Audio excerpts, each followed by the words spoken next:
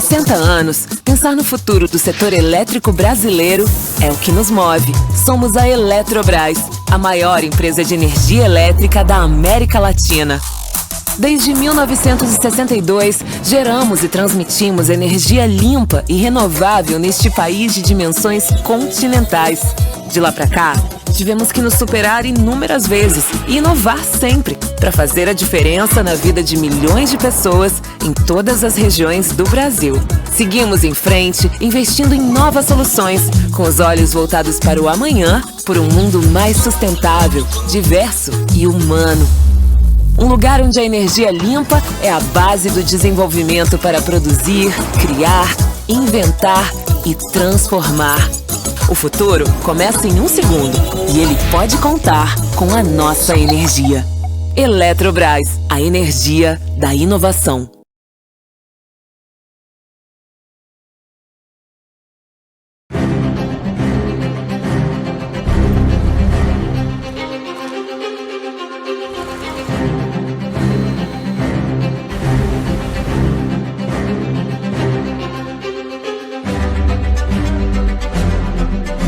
Você quer saber o que é Furnas? Eu posso te contar.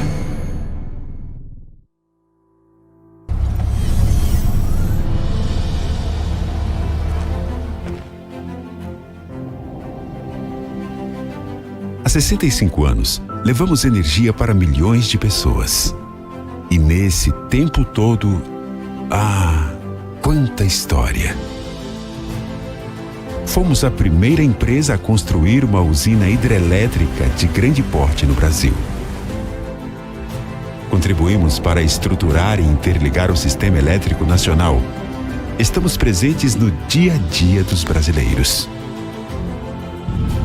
40% da energia que abastece o país passa pelo sistema Furnas. O pioneirismo é a marca da empresa. Ajudamos a desenvolver grande parte das tecnologias nacionais de geração e transmissão de energia. Investimos em novas fontes de energias, em novas formas de negócio. Somos reconhecidos pelo caráter inovador e por uma gestão ética que se reflete nas atitudes de cada empregado. E é através da combinação entre experiência, ousadia e trabalho que podemos enfrentar os desafios, identificando novos rumos e criando soluções. Durante essa caminhada, estabelecemos vínculos com as pessoas, com as comunidades. Desde cedo aprendemos que energia não é só iluminar as cidades ou movimentar máquinas. É também levar bem-estar, prosperidade e cidadania para aqueles que estão perto da gente. E preservar o meio ambiente, a cultura e o que cada um tem de melhor.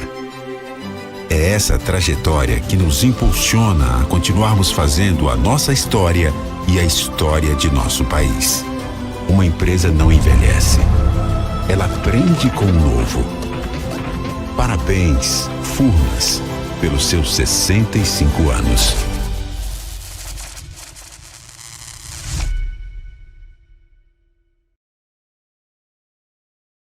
Esta é a Lara. Ela dá um duro danado para manter a loja, conhece os clientes e sempre inova. Agora quer ampliar o negócio. Conhece bem a minha empresa, hein? Vem cá, me diz uma coisa. Como é que eu posso aumentar as vendas online? Vamos lá. Na dúvida, conte com o Sebrae. Nós conhecemos os empreendedores como ninguém e atendemos diversos segmentos. São cursos, consultorias e conteúdo para você inovar e até exportar. Sebrae, parceria para todas as horas.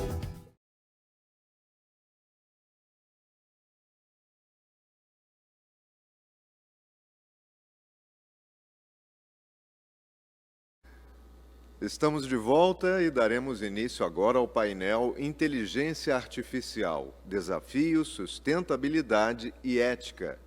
Convidamos a secretária-geral do Fórum Permanente de Desenvolvimento Estratégico do Estado do Rio de Janeiro, na Alerj, Geisa Rocha, por favor.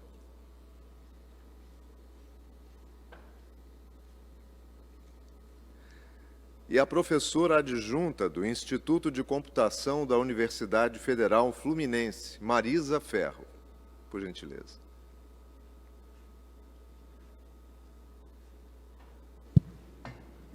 Com a palavra, a senhora Geisa Rocha. Olá, boa tarde a todos, boa tarde, Marisa. É um prazer estar contigo pessoalmente, né? Porque a gente, nesse tempo aí de pandemia, estava fazendo todos os encontros online e quando eu tive a oportunidade de ter contato com o trabalho do Núcleo de Referência em Inteligência Artificial Ética e Confiável, cuja idealizadora e fundadora foi a Marisa, ela coordena hoje, junto com o professor Gilberto Martins Almeida, da PUC-Rio, esse núcleo multidisciplinar. Eu falei, nossa, a gente precisa falar isso para o mundo, né? A gente precisa trazer esse tema da inteligência artificial se a gente quer pensar a sustentabilidade aliada à tecnologia. Então, assim, além das boas-vindas, Marisa, eu queria que você começasse trazendo para o público o que é inteligência artificial. Bom, obrigada pela gentil apresentação e obrigada também pelo convite para falar desse tema tão importante. E realmente, sempre importante a gente começar falando do que é inteligência artificial, porque parece uma coisa muito mágica e que faz coisas incríveis mostradas pela ficção científica. E, às vezes, vemos várias reportagens, seriados, mas é sempre importante equalizar esse conhecimento e trazer um pouquinho disso. Então, a inteligência artificial, na verdade, ela procura reproduzir o comportamento humano, como o raciocínio, o aprendizado, o planejamento. Então, hoje nós temos alguns sistemas que utilizam algumas dessas capacidades, tentam reproduzir algumas dessas capacidades cognitivas humanas, percebendo o seu ambiente, tentando fazer algum tipo de raciocínio sobre o que percebeu, agindo com algum grau de autonomia e para atingir algum objetivo bem específico. Então, nós ainda não temos aquela inteligência artificial dos filmes de ficção científica, que são muito importantes para debater esse tema, não é olhando isso como uma visão negativa, mas ainda não temos. Então, a gente consegue reproduzir através da inteligência artificial, que tenta fazer essa reprodução do comportamento humano como? Através de equações matemáticas, maximizando funções, né? Então, não tem ali realmente uma inteligência parecida com a humana. A gente consegue fazer algumas tarefas muito específicas hoje em dia muito bem, como analisar grandes quantidades de dados, trabalhar a parte de reproduzir o conhecimento no sentido da cognição, da visão, então, através de sensores como câmeras, teclados, imagens em geral, conseguir classificar essas imagens, ou então na parte de fala, reproduzindo e compreendendo textos, fazendo traduções, mas sempre com tarefas muito específicas. Então, a inteligência artificial é capaz, até esse ponto hoje, ainda não é capaz de fazer tarefas gerais e reproduzir toda a capacidade cognitiva humana, como a gente vê nos filmes de robótica e que consegue fazer tudo, se mobilizar, ficar no meio do ambiente e também ter criatividade ainda muito expressiva. E o que é interessante é que a inteligência artificial, na verdade, ela está condicionada ao humano que está ali por trás da máquina. Então, ela também expõe muito claramente quais são os vieses, as possibilidades e os dilemas éticos acabam sendo reportados também para essa temática, né? Acho que esse é um ponto importante aí para pensar por que ter um núcleo, né, de inteligência artificial para pensar sobre esse tema e tudo que envolve desenvolver até chegar ao que a gente já vê no cinema, mas não tem ainda na vida real. É verdade. Esse grau de autonomia ainda é muito limitado, né? Então, justamente, quem está no comando somos nós, os humanos, por enquanto, e a gente precisa debater isso. Eu trouxe aqui alguns slides, nada muito técnico, só para a gente debater alguns desses pontos, né? E pensar, por exemplo, o que eu tenho a ver com isso, com o debate de ética, né? Porque, às vezes, quando fala assim, nossa, mas ficar debatendo ética, questões, dilemas éticos em inteligência artificial, você acabou de falar que a gente ainda não tem robôs circulando aqui, igual nos filmes, né? A gente ainda não tem carros autônomos e voadores circulando pelas ruas, aí a gente fica pensando no negócio dessas figurinhas, assim, que trazem a gente um pensamento meio engraçado, né? Como a gente vê aí um carro autônomo, o cara nadando numa piscina e no meio do trânsito. Então, é uma coisa assim que parece totalmente absurda, mas que é o papel da ficção e do comic fazer a gente pensar sobre isso. E, como você comentou, então, a idealização do núcleo de referência em inteligência artificial ética e confiável, ele teve início comecei a pensar sobre isso em 2019. Depois eu vou trazer aqui um pouco mais sobre objetivos, assim, mas trazer a ideia da importância desse debate. Porque em 2019 eu vim acompanhando muito de perto os debates que aconteciam na União Europeia, já tinha ido participar de algumas reuniões lá, acompanhar o grupo no parlamento que estava desenvolvendo essas estratégias, os guias, as recomendações. E eu me preocupava, tinha uma sensação que esse debate ainda era muito pouco ostensivo no Brasil. E dentro da própria comunidade acadêmica, depois você começa a conversar com uma pessoa, não, mas a gente discutia isso. Mas a gente precisa trazer o debate de forma ostensiva. Então, em setembro de 2020, com a minha colega da UF, a professora Flávia Bernardini, nós fizemos a primeira reunião do Núcleo de Ética. Hoje ele é um grupo multidisciplinar. Porque para debater ética, como tudo em ética, a gente precisa de inclusão, de multidisciplinaridade, de representatividade. Então, nós temos psicólogos, filósofos, engenheiros, temos desenvolvedores de software da iniciativa privada, pessoas da indústria, temos não só especialistas da computação, e temos várias pessoas do direito, porque, normalmente, as regulações são feitas pelas pessoas do direito, e nós, da computação, desenvolvemos a parte de inteligência artificial. E existe um muro em que a gente não consegue conversar, né? E aí, quando a coisa já está pronta, um tenta conversar com o outro e parece que fala outra linguagem. Então, esse foi o objetivo e a importância de trazer essa questão do núcleo de ética. Então, pensar sobre essas questões que ainda são muito de ficção, mas que a gente precisa começar a entender, porque são muitos desafios que a gente tem para resolver nesse sentido.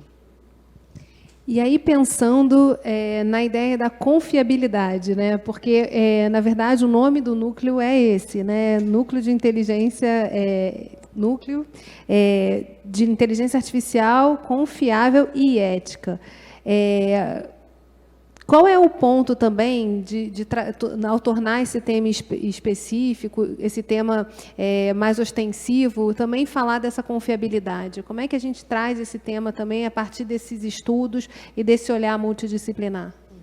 Bom, essa questão da confiabilidade, ela traz alguns dos desafios do desenvolvimento da inteligência artificial ética que precisa passar por esse debate aí multidisciplinar.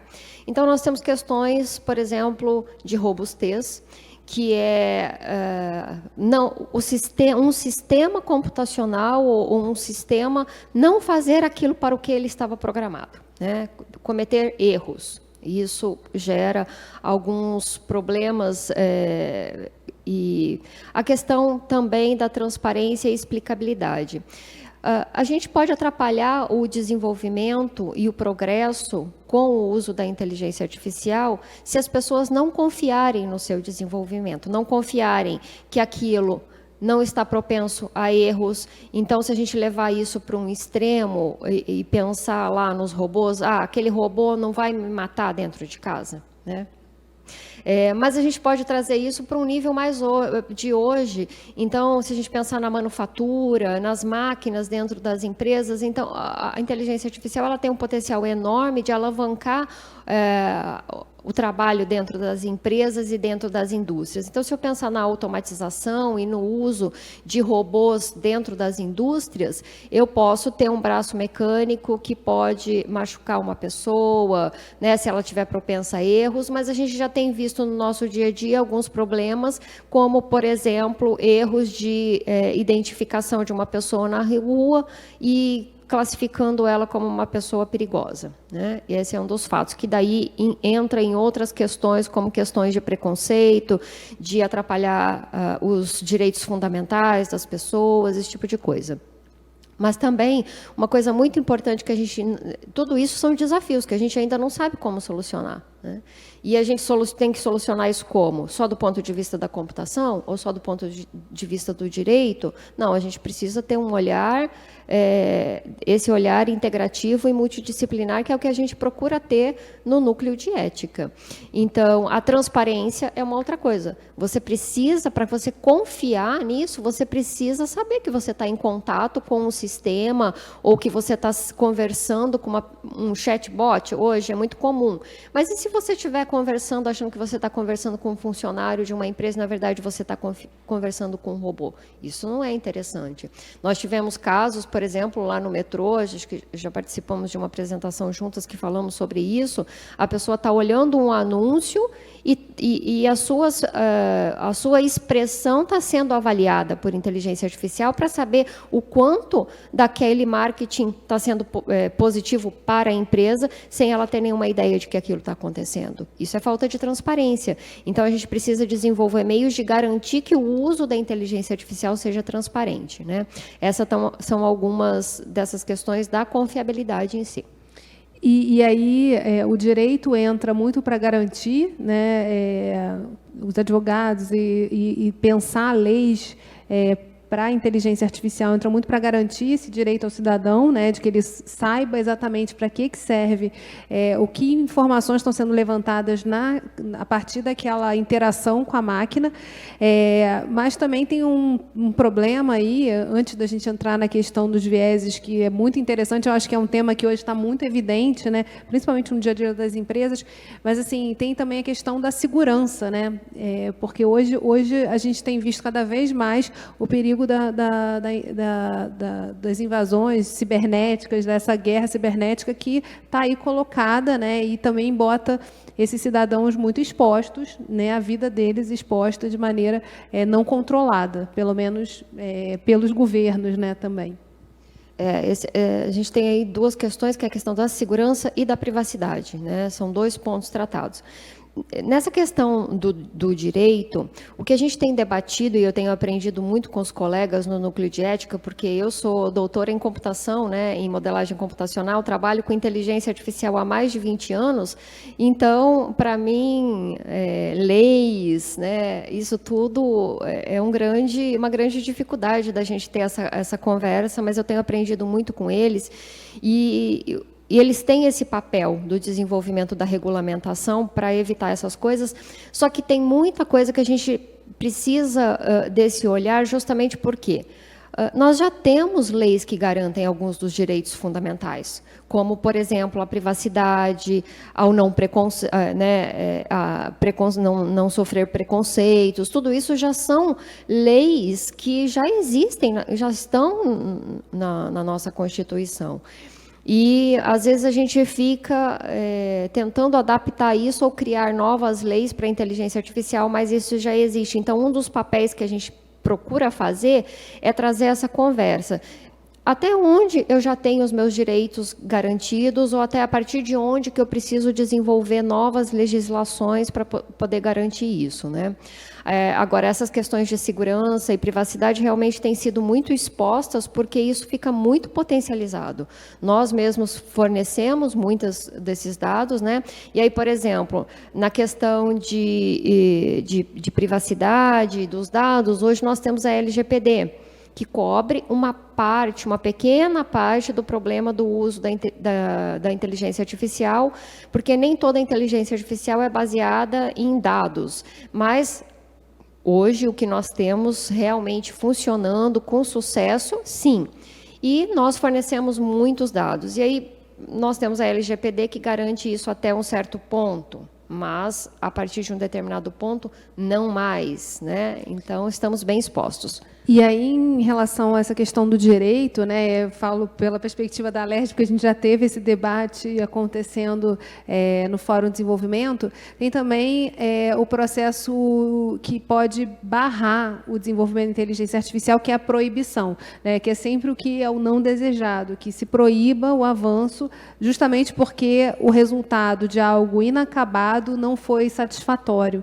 E aí, quando a gente está falando de inteligência artificial, a gente está falando de processo de evolução, né, de passo a passo e de descoberta, quando a gente coloca as informações na máquina de que talvez aquilo não esteja ainda perfeito, tem que trabalhar de novo, voltar e continuar colocando outras informações. Queria que você falasse um pouquinho sobre isso, porque eu acho que é um ponto interessante que também conecta com a ideia do viés, né? A gente sabe hoje e debate a questão da inclusão, da diversidade nas instituições, mas começa a lidar também mais diretamente com os nossos vieses que não são conscientes, né? A gente começa a entender e a falar, isso começa a entrar também no processo de letramento empresarial e da sociedade, a ideia de que a gente tem um racismo estrutural consolidado, você tem uma sociedade patriarcal que cria barreiras para o desenvolvimento e para essa igualdade que se deseja.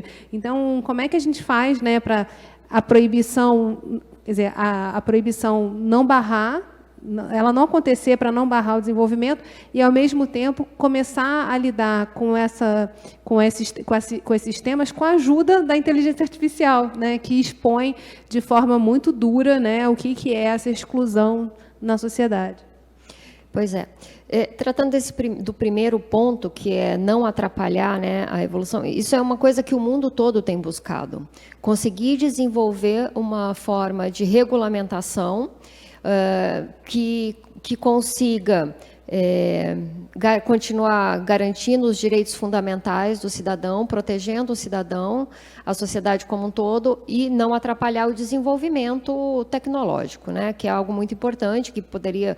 Então, eu acho que um exemplo bem claro foi o trabalho que o Núcleo de Ética fez, que foi a respeito de um projeto de lei que tramitava na Alerj, que era sobre o uso da inteligência artificial na administração pública, como, por exemplo, para o reconhecimento facial. Eu acho esse um caminho bastante acertado, e nós fizemos algumas sugestões para melhoria desse projeto de lei, olhando justamente sobre esse ponto. Então, por exemplo, a tecnologia de reconhecimento facial, ela ainda não é robusta o suficiente, não é confiável o suficiente. E ela já tem sido banida da administração pública em grande parte dos países, justamente por essa falta de segurança. Mas você pode continuar utilizando com um menor risco essa tecnologia em ambientes privados. E, com isso, você continua aprimorando e desenvolvendo para que um dia ela esteja robusta o suficiente para a administração pública ou para ir para a rua, realmente, né? Então, por exemplo, como que a Europa ela trata desse problema usando gradações de risco. Então, quando você tem um maior risco, você precisa passar por um sistema de verificação para ver se aquilo realmente é seguro, entra na questão muito forte da responsabilização, que ainda é uma outra resposta muito difícil de ser dada. Então, esse é um exemplo. Você limita onde você tem o maior risco e você permite que ela continue sendo utilizada onde você apresenta riscos menores para a sociedade. Essa seria uma forma. Mas a gente também ainda não tem uma resposta fechada sobre isso, é uma questão em aberto. Quando a gente fala dessas questões de preconceito, de representatividade, ou de expor os nossos vieses, né, como você comentou, e é muito interessante porque, como eu comentei nessa questão anterior, nós não temos todas as respostas. Na verdade, a gente tem poucas respostas. O mundo inteiro está procurando respostas para isso, porque a gente não vai conviver com a inteligência artificial, a gente já convive agora. Né? Nós temos questões ainda muito importantes para serem resolvidas para o momento daquele filme de ficção científica de quando os robôs vão estar tomando conta dos seus filhos, dos seus pais dentro de casa. Sim, ainda temos, mas a IA já convive conosco no nosso dia a dia em diversos momentos, inclusive se aproveitando das nossas fraquezas psicológicas, nos influenciando, e a gente sabe, influenciando inclusive resultados de eleições. Então, isso já não é mais segredo para ninguém, isso já foi aberto. Né? Nessa questão de mostrar o nosso viés, então, esse debate da ética em inteligência artificial, esses dilemas éticos, traz isso que você comentou, nos percebermos como sociedade. Então, eu acho que esse já é um grande ganho que o núcleo de ética e trazer esses debates, como está acontecendo hoje, de falar sobre esse tema, é fazer a gente pensar mesmo. Né?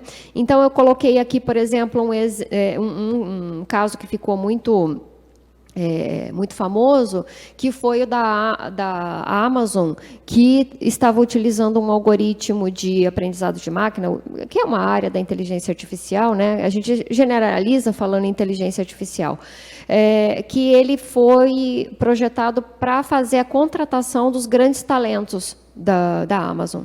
Só que se percebeu que não se contratava mulheres. Por quê? Né? Porque como que essa inteligência artificial foi treinada? Foi treinada usando todos os casos de contratações passadas da Amazon. E qual que era a maior parte das contratações? Os homens. Então, a inteligência artificial só estava reproduzindo aquele comportamento. Né? Então, imediatamente, eles pararam de utilizar, essa é uma questão, né, de gênero, que tem sido muito exposta, essa preconceito de gênero com a inteligência artificial. Um outro exemplo, se você colocar numa ferramenta de busca na internet, schoolboy ou schoolgirl, né, garotas na escola ou garotos de escola, na escola, você vai receber resultados completamente diferentes. Em schoolboy, você vai receber imagens de garotos descolados, bem enturmados, bem vestidos, sempre com aspectos muito positivos. No entanto, quando você coloca schoolgirl, você vai receber como resposta garotas com roupas decotadas, curtas, em situações bastante sexistas, de exposição, sempre num sentido mais pejorativo. Esse é um exemplo onde a gente tem...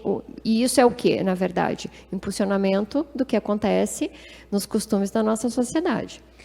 Porque a gente, às vezes, não percebe, né, o quanto isso está exposto. Né? A gente, na ideia de que não, a gente não tem esse preconceito, a gente acha que ao dizer que não tem, a gente não tem mesmo. Mas quando a inteligência artificial ela vai um pouco mais além, porque ela vai olhar padrão.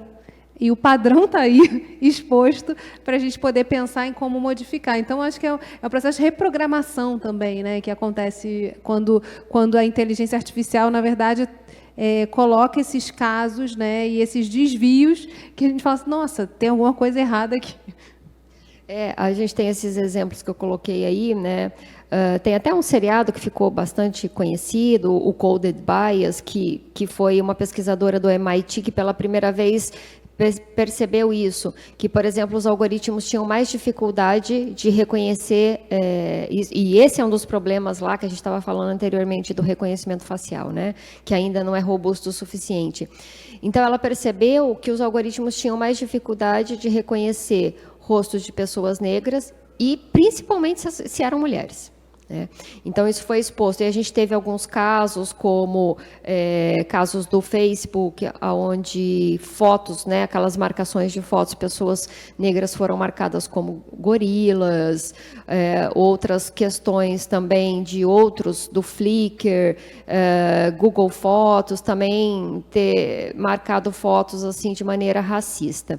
Isso, na verdade, nada mais é de que você pegar um conjunto de imagens que representam a nossa sociedade e falta representatividade. Então, a busca dos pesquisadores e aí a busca de quem está trabalhando com regulamentação é como você garantir que o conjunto de dados que vai treinar essa inteligência artificial seja representativo, se a nossa sociedade não é. Né? E não só isso, por exemplo, contra outros problemas. Então, por exemplo, uma pessoa com paralisia facial ou algum outro tipo de paralisia, não ter o seu rosto reconhecido porque você não tem IA treinada para isso. Né? E, na verdade, a gente tem esse problema que é estrutural. Então, só está impulsionando isso e mostrando que a gente precisa realmente repensar. E é muito legal porque eu repensei várias coisas na minha vida, pensando em inteligência artificial, e eu acredito que trazer esse debate e levar esse debate de forma em educação para dentro das empresas, das indústrias, tudo isso é muito importante. E aí a gente entra nessa questão, né? Até que ponto a gente consegue garantir essa segurança, essa confiabilidade, essa robustez, a proteção da sociedade, né? Quer dizer, que a gente não avance nisso.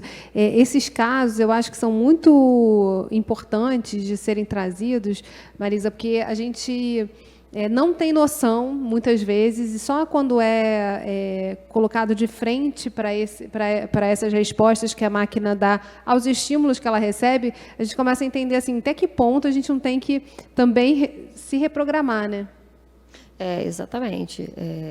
Então, aqui, na verdade, já está um pouco, só traz um pouco mais disso, né? A gente vê ali uma criança que quer brincar, mas o robô fala, nossa, mas você vai brincar lá fora, eu vou ficar tão triste aqui sozinha, né?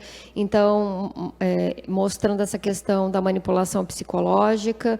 E o que acontece no nosso dia a dia? A gente é manipulado psicologicamente pelo marketing, só que agora o marketing tem essas ferramentas para impulsionar tudo isso, né? A gente vê questões de segurança, como a que aconteceu recentemente, de uma criança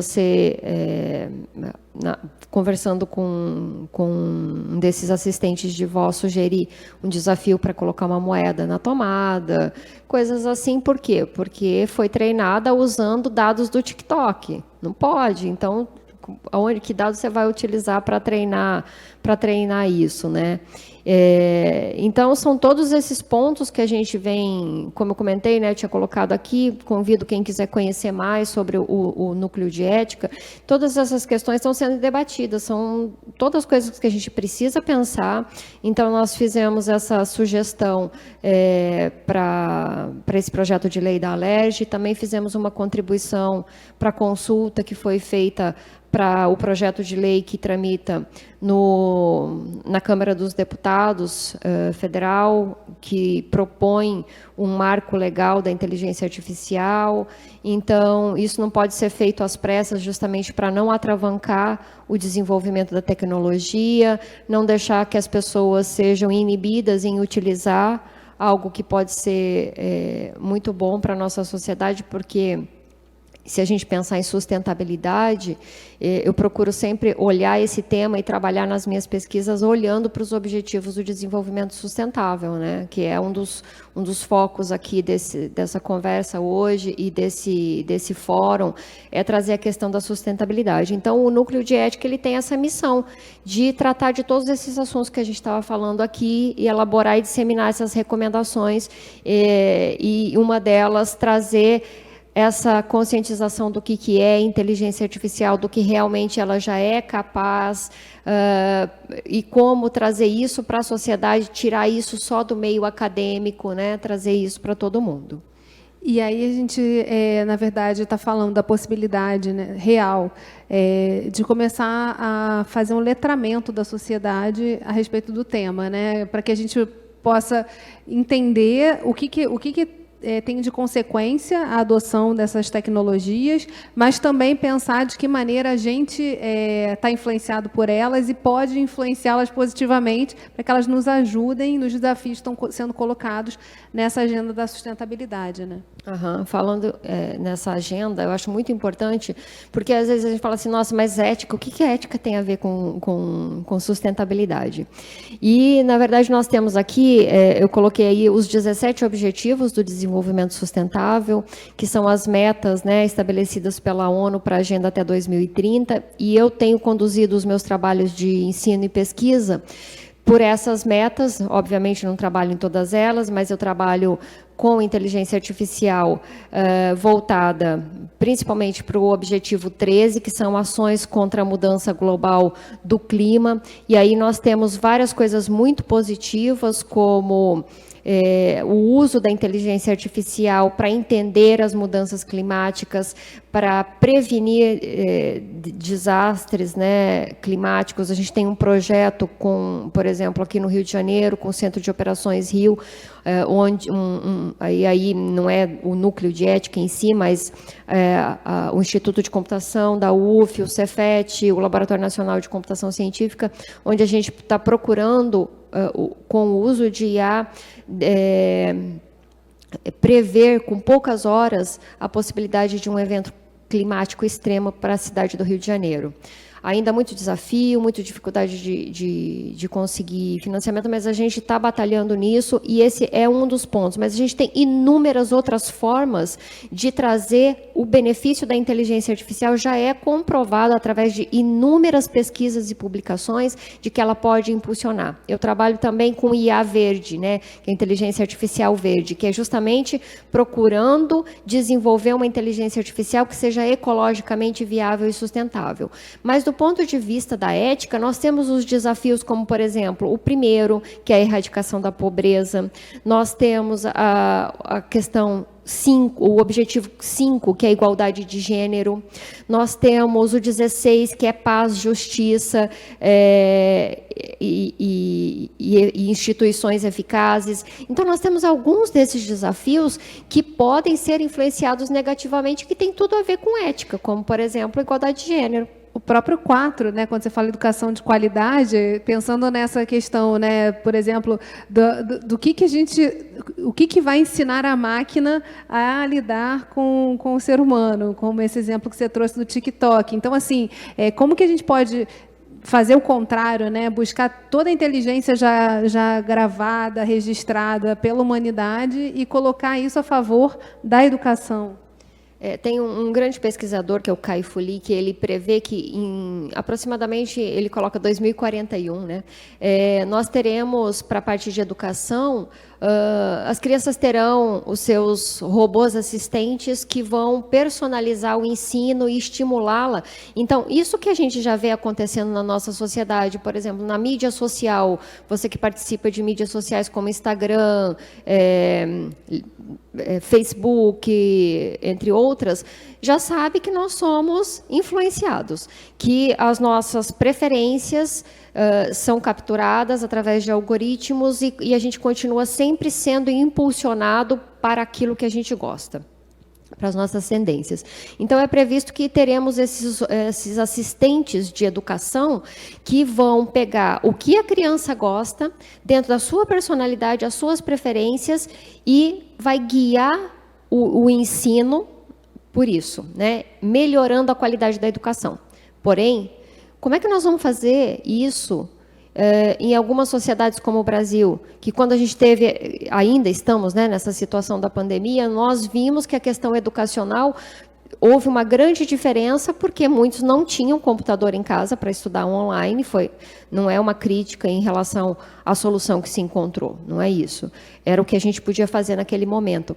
Mas nós vimos que o aumento da desigualdade continuou ou foi impulsionado, porque algumas crianças não tinham internet em casa, não tinham computador, né?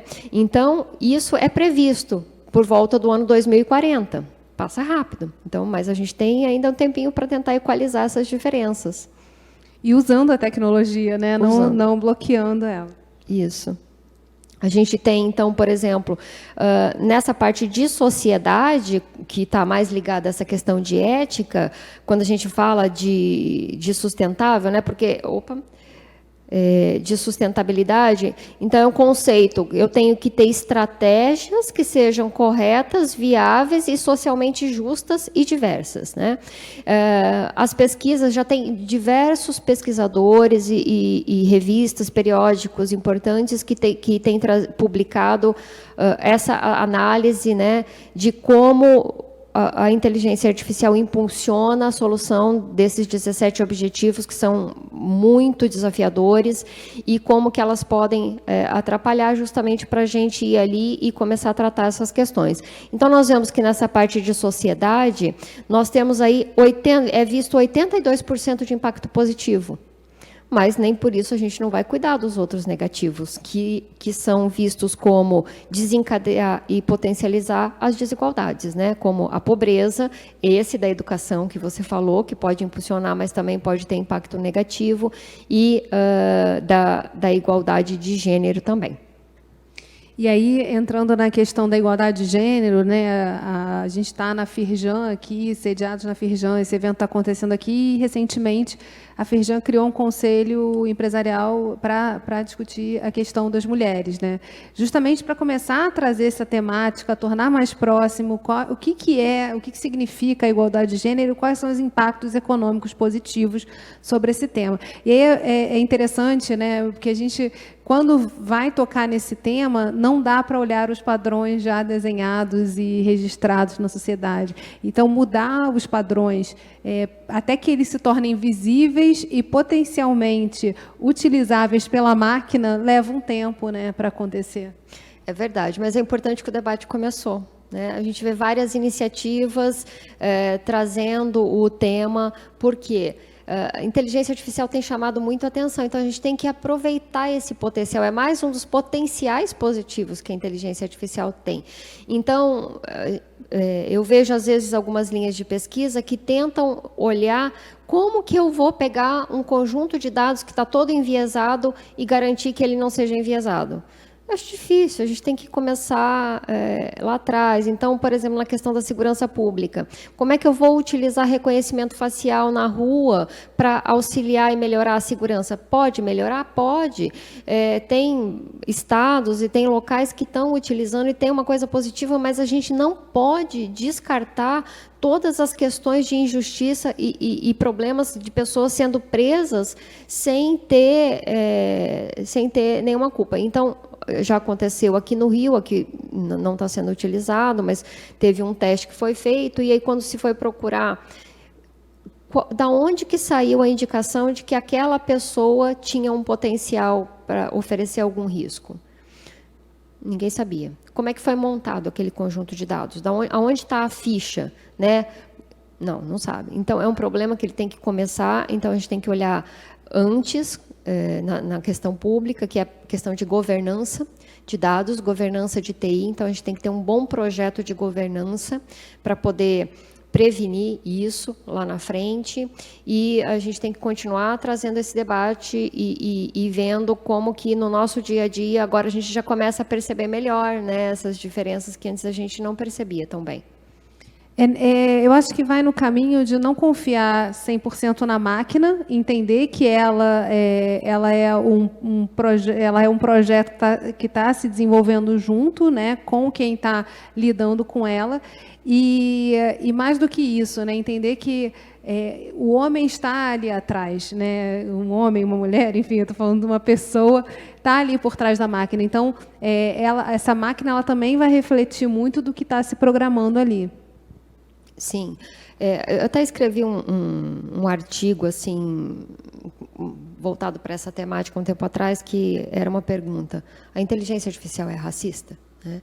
E aí discutia um pouco esse tema, que justamente o racismo ele vinha de quem estava colocando os dados, da forma que aquilo estava sendo desenvolvido, e aí passa por vários aspectos que eu levanto nessa questão, que não é somente você cuidar do conjunto de dados para ele não ser enviesado. Porque a gente pode, como eu comentei, a gente pode ter outras técnicas de inteligência artificial que não sejam só baseadas em dados. Mas a gente precisa ter equipes de desenvolvimento representativas e inclusivas. Né? Porque se eu tenho equipes de pesquisa que desenvolvem inteligência artificial, então isso é uma coisa para todas as empresas olharem, para tudo, não só para a inteligência artificial, mas para garantir o seu uso mais ético e responsável, confiável, é ter equipes de pesquisa, de desenvolvimento, equipes de trabalho, que sejam representativas e inclusivas.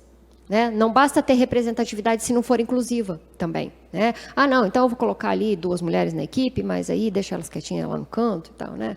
E tem essa coisa, né? Quer dizer, se você pensa, por exemplo, eu estava vendo um dos casos aqui, que é a questão de quem tem o olho puxado, a máquina, quando ia corrigir o olho fechado, ficava achando que estava errado aquele olho. Se você tem alguém se essa equipe é representativa, a pessoa vai notar o erro antes que ele chegue no mercado, né? E que comece a dar ruim junto com todo mundo ali. Exatamente, esse é o ponto que eu sempre tenho colocado dessa necessidade, né, de inteligência artificial ser centrada no humano, é um dos pontos, né, que é isso que você estava falando, ter sempre o humano na rodada, né, então IA tem que ser centrada no humano, ela tem que ser para o humano e tem que ter o humano no loop de desenvolvimento. Segundo, a equipe ser representativa e inclusiva, porque nós percebemos com maior clareza aquilo que nos afeta. Né? Então, às vezes, esse impulsionamento de uma característica enviesada, de algum preconceito, de algum tipo de racismo, não é proposital, é estrutural, né? Eu acostumei a pensar assim, eu nunca nem tinha percebido que isso era assim. Mas se eu tenho uma equipe representativa e inclusiva, alguém que está representado, né? Se ele é um grupo de minoria, ele está representado ali naquela equipe e ele vai perceber. A gente tem essa tendência de perceber aquilo que nos afeta. Então, essa é uma das grandes importâncias disso. E aí, pensando, né, nessa questão da inteligência artificial, da ética com esse olhar da sustentabilidade, como é que já é possível, né, a gente, através do trabalho do núcleo, do que vocês têm focado e mergulhado, pensar assim, por exemplo, qual seria o grande... eu ia falar statement, mas assim, o que seria a grande regra, assim, quando a gente fosse olhar para essa questão da inteligência artificial, o que a gente tem que tomar cuidado? Quais são os cuidados que a gente precisa olhar para essa tecnologia que já está aí na sociedade, para que a gente possa interagir com ela, entendendo que ela é humana também, né? Ela tem que estar sendo interpretada como algo humano. A gente pode pensar do ponto de vista da indústria, da empresa, né? Que é esse ponto que nós acabamos de discutir, de tentar garantir essa representatividade, trazer essa questão do treinamento, da educação. Então, no núcleo de ética, a gente tem debatido isso, eu espero colocar na agenda de trabalho do ano que vem, a gente começar a desenvolver, não sei se seria uma cartilha, mas ainda formas da gente levar isso para dentro da indústria, da empresa, dias de conscientização, de treinamento, né, para quem desenvolve e para quem compra, né? A gente tem que ter essas diferenças. Bom, eu compro inteligência artificial para impulsionar a minha empresa, a gente sabe que tem enormes potenciais. Eu desenvolvo, bom, e eu sou usuário, né? Pensando nesse ponto aí, a gente tem a questão sempre do letramento que você falou e de trazer essa educação, porque são coisas que às vezes a gente não parou para pensar ainda, e esses cuidados que a gente deve ter. Então, além da representatividade e da inclusão, termos alguns treinamentos são muito importantes para a gente olhar essas questões com cuidado. Então, vamos pensar quais são os desafios. Desafio é a robusticidade robustez. Então, quem pode ser afetado e ela está sendo utilizada em benefício de quem, essa tecnologia.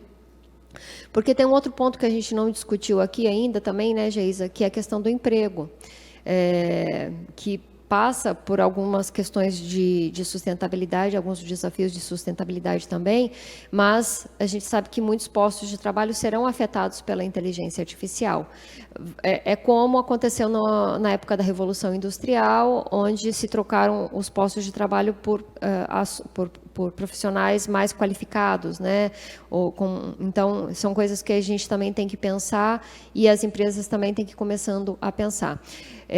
Mas a gente tem a questão da transparência, garantir a transparência de que aquele usuário ele vai estar sempre sendo informado de que ele está em contato com uma ferramenta, um sistema que utiliza a inteligência artificial, dá escolhas para ele. Agora, como usuário, a gente tem o ponto fundamental é entender o que é IA, né? Então, trazer esses debates assim de forma ostensiva para a sociedade, sempre de forma clara, objetiva, sem muito termo técnico, para poder tornar o assunto assim bastante palatável, né? Não que não exista possibilidade de entendimento, longe disso, né? É só para tornar o assunto mais atraente mesmo, mais fácil de ser digerido, vamos dizer assim, né? E fazendo esse letramento. E aí a própria sociedade passa a ter a autonomia de cobrar, né, do governante, do legislador. Eu tenho autonomia de cobrar que eu quero um sistema, usar IA, mas que ele seja transparente. Hoje que eu tenho a opção de escolher não utilizar, né? Tudo esse tipo de coisa.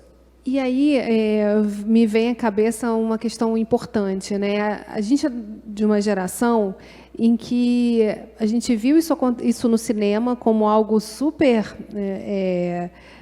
ficção, começou a ver isso entrar paulatinamente no nosso dia a dia e está aprendendo a lidar com isso dessa forma, né? Porque a substituição simples de um momento sem a inteligência artificial e um momento com cria ali conflitos que precisam ser resolvidos e devolvem para a gente aí vários desafios que já estão sendo elencados aqui.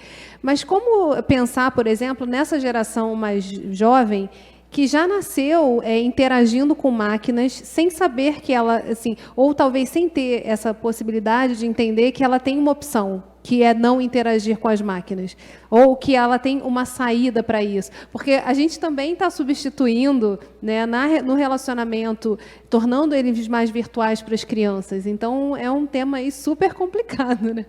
Pois é, eu acho que, para mim, da computação, mesmo com o aprendizado todo lá no núcleo de ética, eu tenho um pouco de dificuldade ainda de pensar como vai ser isso, né?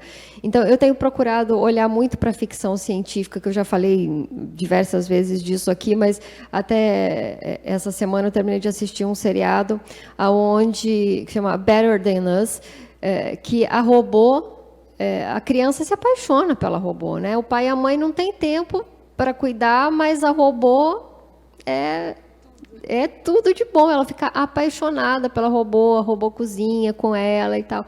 E aí eu fiquei refletindo sobre essa questão, né? Eu falei assim, hoje a gente vê o tablet, o smartphone na mão da criança o tempo. Não, toma aqui, filhinho, deixa a mamãe comer aqui, né? Tá no restaurante, vamos levar o tablet, porque aí ele fica, né, interagindo ali e tal.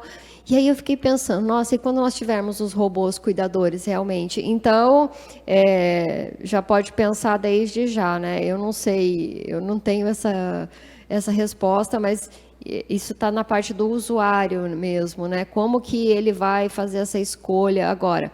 Obviamente, o pai falava para a criança no seriado, olha, isso é um robô, né? Mas para ela isso não fazia o menor sentido, né? Que aquilo era um robô, aquilo era a melhor amiga dela e ponto final. Então, eu não sei, eu fiz uma especialização na Europa, onde se tratava da questão se o robô deveria ter empatia ou não. E na época, quando eu falei assim, nossa, mas que questão, né? Por que o robô... Eu acho que não, o robô tem que fazer o trabalho dele, não precisa ter empatia. E aí, esse seriado me chamou a atenção justamente para isso, porque o robô demonstrava empatia para com o ser humano. Então, isso conquista o sentimento, né? Então, em vários momentos, você vê que a pessoa tem dó de destruir o robô, porque aquele robô foi empático com a dificuldade dela. Então, aquela questão que foi levantada lá naquela especialização, naquele momento, de início eu não consegui entender. Então, essa é uma das coisas que se discute dentro da inteligência artificial. Deve ser empático ou não? Deve ter expressões faciais que transmitam emoções ou não? Por quê? Para tentar prevenir esse tipo de relação tão fusionada com o humano, sem ele conseguir distinguir em determinado momento, pela própria psicologia, né, que ele está interagindo com o robô. Então, o que eu penso do meu lado aqui como IA, eu penso nisso, né, nesses debates que ainda estão acontecendo, que é uma forma de trazer isso.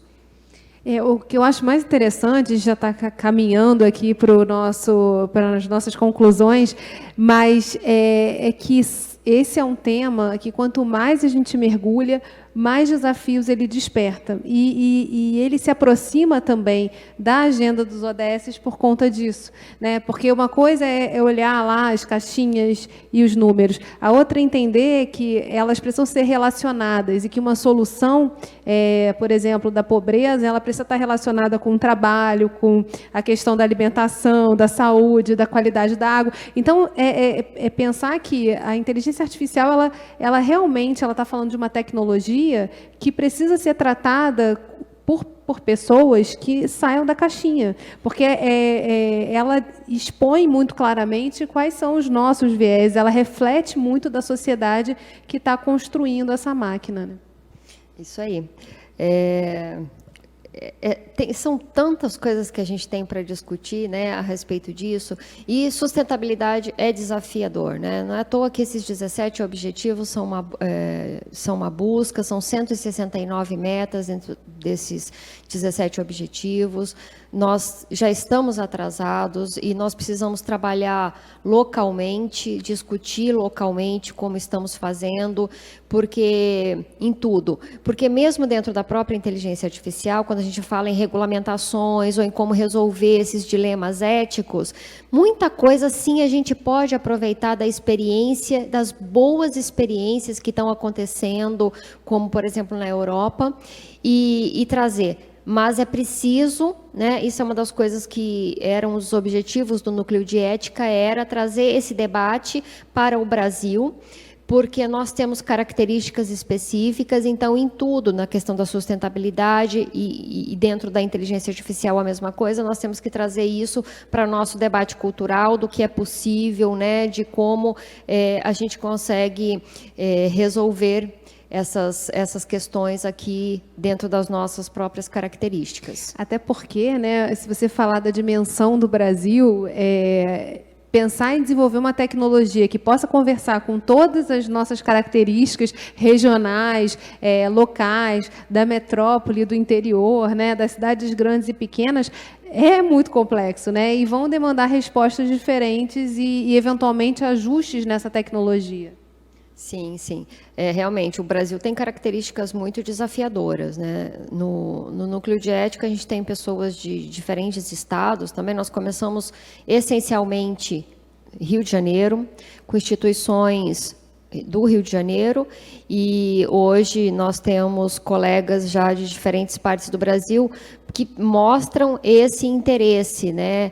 E também é meio que um spoiler, mas nós estamos, não é um trabalho específico do Núcleo de Ética, mas junto com uma outra professora que participa do Núcleo de Ética, estamos pensando num consórcio para o desenvolvimento de políticas públicas para a IA ética para a América Latina como um todo, por causa pensar nessas características específicas, e vamos dar um olhar também para esses desafios da sustentabilidade, né? Então, precisa trazer, ainda é muito, mas dentro dessa questão regional, nós já tivemos aí algumas situações, por exemplo, a Alexa, ela não entende o sotaque de algumas regiões do Brasil, né? A pessoa fala com ela e aí ele tem que repetir, porque ele não consegue entender alguns sotaques brasileiros mesmo, né? E aí, assim, eu acho que é muito importante pensar em quais são as referências que a gente tem. Só o fato de trazer um núcleo de referência, né, e mostrar que já existe um grupo multidisciplinar, para além do Rio de Janeiro, né, já envolvendo outros estados, é bastante interessante, né, porque a gente começa também a pensar como pensar junto com a academia, como demandar também da academia, como levar desafios que estão na sociedade, nas empresas, no poder público, para poder desenvolver esse olhar mais organizado, sistematizado do que precisa e quais são as prioridades que a gente precisa adotar, né? Eu acho que essa época que estamos vivendo da pandemia trouxe muito clara essa visão de que academia e sociedade têm que andar mais próximos. A gente tem uma certa dificuldade de trazer essa conversa, né, de indústria, academia e sociedade civil como um todo. E essa é uma das coisas que a gente tem buscado no Núcleo de Ética, mas a pandemia mostrou que isso é muito importante. É muito desafiador, mas vamos tentando. Conta aí pra gente o que já tem na agenda do Núcleo para os próximos... Quais são os próximos passos aí desses debates? Bom, eu trouxe aqui para aproveitar para convidar, porque esse assunto ele é interminável, né? A gente pode ficar dias debatendo aqui, fazer dias de debate só sobre as questões éticas. E eu queria convidar que no dia 1º vai ser uma live pelo canal do YouTube do Núcleo de Ética. Nós vamos discutir inteligência artificial e propriedade intelectual, com um time aí, vamos fazer um painel. Então, essa questão pode parecer um pouco distante, mas é muito interessante, porque, por exemplo, você está ouvindo uma música, daqui a pouco você vai estar ouvindo uma música que você acha que é Beethoven, mas ela foi gerada a partir de aprendizado sobre estilo musical de Beethoven. Ou você já pensou, se você estiver lendo um texto, te recomendando uma determinada medicação, alguma coisa, mas aquele texto foi gerado com inteligência artificial? Já é possível fazer isso, né? E uma obra de arte totalmente gerada com inteligência artificial? Quem é o dono dessa obra? No caso do direito, já existe todo um olhar, por exemplo, de desenvolver teses e decisões com inteligência artificial. Eu imagino o perigo que é, né, você eliminar a parte do fato, da realidade, das diferenças culturais entre pessoas. Então, assim, é um ponto bastante interessante. E falando de propriedade intelectual, né, assim, quem é o autor? É a máquina? É quem está atrás da máquina? Como é que mapeia isso? Justamente porque isso também é um recurso, né, de econômico, a questão da propriedade intelectual. Tem várias questões bem interessantes para ser debatida nesse ponto, e a gente já tem... Às vezes a gente vê imagens de pessoas e tem... mas por que criar isso, né? Imagens de pessoas, por exemplo, com inteligência artificial. É que existem questões de jogos, de filmes e coisas que você tirar a pessoa da situação de perigo e, por exemplo, usar um avatar, né? Que totalmente sem um humano ali. Então, a gente tem imagens de pessoas que aparecem, às vezes essas imagens não são reais. Nós tem um curta-metragem que ele, inclusive, ganhou um prêmio. Esse curta, o roteiro, a música. Foi tudo feito com inteligência artificial. Os autores ainda são humanos, mas foi todo feito. E aí, né? No futuro, como é que fica essa situação? Mas realmente, então a gente tem, por exemplo, o professor Marcelo, ele trabalha muito com a questão dessa geração de textos e propriedade intelectual de texto. Quem que é o dono, né, disso? Que passa por aquela velha questão da responsabilização. Quando a coisa dá errado, é quem é responsável. É a máquina, quem desenvolveu a máquina, quem desenvolveu o algoritmo, quem comprou. É a mesma coisa. Ah, nossa, isso aqui está rendendo milhões. De quem é o direito autoral disso daqui, né? Ah, não, mas eu treinei esse algoritmo aqui baseado nas músicas de Beethoven, né? Mas então, teve um aluno meu que falou assim: ah, não, se fosse música minha, eu não ia deixar, não. Eu ia querer direito autoral. É um debate que tem que ser, né? Então, a gente tem que olhar para essas questões aí. Tem muita coisa para discutir. Marisa, eu queria te agradecer. Como vocês podem ver, esse é um tema que a gente falou e repetiu aqui muitas vezes, porque é fato, a gente poderia passar dias e dias, fazer um novo fórum para discutir, mas o que é mais importante assim, né, desse processo é mostrar que a gente tem referências e que a tecnologia ela é uma aliada da sustentabilidade. Usar a inteligência artificial pode ser muito interessante, mas a gente tem que entender que a gente tem o fator humano das organizações que precisa ser considerado. Então, eu queria agradecer a oportunidade de ter participado e mediado essa conversa aqui com você, Marisa, parabenizar pela iniciativa de criação desse núcleo e desejar vida longa, né, com vários para responder esses desafios todos que a gente foi elencando aqui no nosso debate. Muito obrigada, eu agradeço também a oportunidade de trazer esse assunto e de estar ao seu lado também, que é sempre uma honra. E é isso, a gente falou muito dessas questões desafiadoras, perigosas, negativas, mas eu queria dizer que a inteligência artificial ela tem um potencial enorme, positivo para a nossa vida. E que estarmos aqui discutindo essas possíveis ameaças e desafios é justamente para que a gente, no futuro, não deixe de desfrutar de tudo isso, que as empresas possam ter o seu fluxo de trabalho melhorado, os trabalhadores terem a sua vida melhorada, toda a sociedade ter uma vida melhor com o uso da IA, né? Mas vamos pensar juntos. Ela está usando o gatilho aqui do perigo para todo mundo ficar atento, manter a atenção sobre o tema, porque a gente não pode perder a oportunidade de melhorando, chegar e aproveitar esse potencial todo que foi também tão bem descrito por você. Muito obrigada.